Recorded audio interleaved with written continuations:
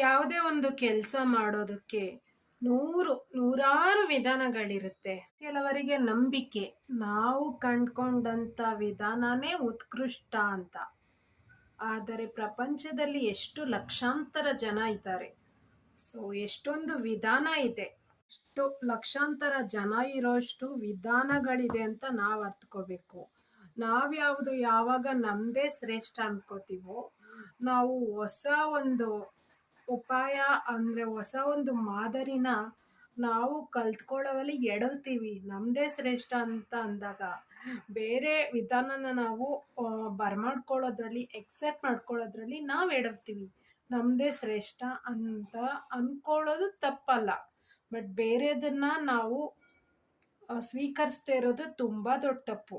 ನಿಮ್ಮ ಮನೆಯಲ್ಲಿ ನಿಮ್ಮ ಹಿರಿಯರು, ನಿಮ್ಮ ಎಲ್ಡರ್ಸು, ನಿಮ್ಮ ಸಿಬ್ಲಿಂಗ್ಸು ಎಲ್ಲ ಉಪದೇಶ ಮಾಡೋದು ನೀವು ನೋಡಿರ್ತೀರ.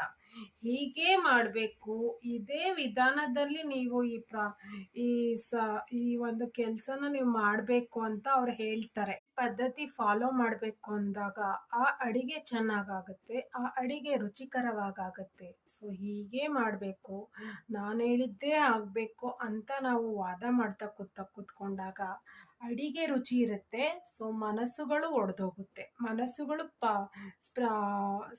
ಸ್ಕ್ರಿಟಲ್ ಆಗುತ್ತೆ. ಇದರಿಂದ ನಾವು ಪ್ರತಿಯೊಬ್ಬರ ನಿಲುವನ್ನು ಕೇಳಬೇಕಾಗತ್ತೆ, ಪ್ರತಿಯೊಬ್ಬರ ಅಭಿಪ್ರಾಯಕ್ಕೂ ಬೆಲೆ ಕೊಡಬೇಕಾಗತ್ತೆ.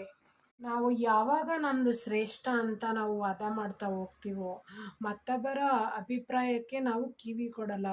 ಕಿವಿ ಕೊಡದೇ ಇದ್ದಾಗ ನಮಗೆ ಜ್ಞಾನ ಬರಲ್ಲ. ಕಿವಿ ಮುಚ್ಕೊಬಾರ್ದು. ಆವಾಗ ನಾವು ಸ್ಟ್ಯಾಗ್ನೆಂಟ್ ಆಗೋಗ್ತೀವಿ. ನಮಗೆ ಒಂದು ಡೆವಲಪ್ಮೆಂಟ್ ಇರಲ್ಲ, ನಾವು ಬೆಳವಣಿಗೆ ಆಗಲ್ಲ, ಪ್ರೋಗ್ರೆಸ್ ಆಗಲ್ಲ. ಸೊ ಹಿರಿಯರು ಏನು ಮಾತಾಡ್ತಾ ಇದ್ದಾರೆ ಅದು ನಮಗೆ ಸೂಕ್ತವ, ಅದರಲ್ಲಿರುವಂಥ ಅಂಶಗಳು ನಮಗೆ ಮುಂದಕ್ಕೆ ದಾರಿದೀಪವಾಗುತ್ತಾ ಇರಲಿ. ನಾವು ಜೀವನದಲ್ಲಿ ಎಲ್ಲರ ಮಾತನ್ನು ಗ್ರಹಿಸಿದಾಗ, ಅವರ ಪೂರ್ತಿ ಮಾತುಗಳನ್ನು ಅರ್ಥ ಮಾಡಿಕೊಂಡು ವಿವೇಕದಿಂದ ಯೋಚನೆ ಮಾಡಿದಾಗ ನಾವು ಬೆಳೆಯೋದಕ್ಕೆ, ಸೊ ನಮ್ಮ ಮುಂದಿನ ಜೀವನದ ವಿಕಾಸಕ್ಕೆ ಒಂದು ಸಹಾಯ ಆಗುತ್ತೆ. ಸೊ ಇದರಿಂದ ವ್ಯಕ್ತಿತ್ವ ಬೆಳೆಯುತ್ತೆ, ವ್ಯಕ್ತಿಗತ ಸ್ವಾತಂತ್ರ್ಯ ಬೆಳೆಯುತ್ತೆ. ಬೇರೆಯವ್ರು ಹೇಳಿದ್ದು ಅಶ್ರೇಷ್ಠ, ನಾವು ಹೇಳಿದ್ದೆ ಶ್ರೇಷ್ಠ ಅಂತ ತಿಳ್ಕೊಂಡಾಗ ಅಂದರೆ ಸ್ಟ್ಯಾಗ್ನೆಂಟ್ ಆಗಿ ಹೋಗ್ತೀರಾ. ಸೊ ಎಲ್ಲರ ಮಾತನ್ನು ತೆಗೆದುಕೊಂಡು ನಿಮಗೆ ಬೇಕಾದ ರೀತಿ ಒಳ್ಳೆಯತನದಿಂದ ವರ್ತಿಸಿದಾಗ ನೀವು ಅತ್ಯಂತ ಪ್ರೋಗ್ರೆಸ್ ಆಗ್ತೀರಾ, ಅತ್ಯಂತ ಪರಿವರ್ತನೆ ಆಗುತ್ತೆ ನಿಮ್ಮ ಮನಸ್ಸಿನಲ್ಲಿ ಮತ್ತು ನಿಮ್ಮ ಕಾರ್ಯ ಕ್ಷೇತ್ರದಲ್ಲಿ. ಇಷ್ಟು ಹೇಳ್ತಾ ಸುಮ